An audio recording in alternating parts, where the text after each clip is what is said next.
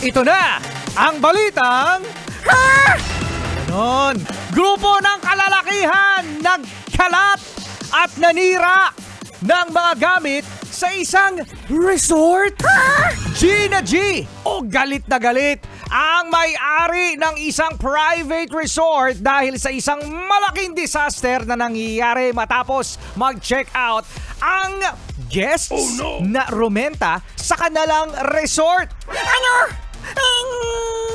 Kitang-kita sa video mga bes ang iniwan ng guests na maruming banyo, lababo at kalat sa lounge. Nakita din sa kanilang CCTV footage ang pagsisira at paghagis sa swimming pool ng mga mismis, upuan, mesa, griller at water dispenser. Baka naman hinagis yung water dispenser kasi nagre-refill lang sila. What? Kwento ng may-ari, kinukuha pa raw ng mga lalaking ito ang security deposit nila bago mag-check out. Pero nang sabihin nilang i-check muna ang resort, kumaripas bigla ng takbo ang mga guests gamit ang motor at tumakas na.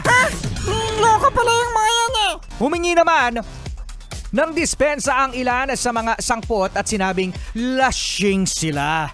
Lasing!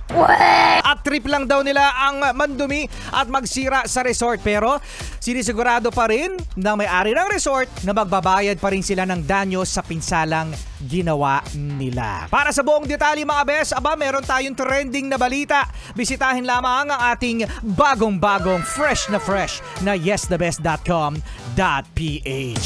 At iyan ang ating balitang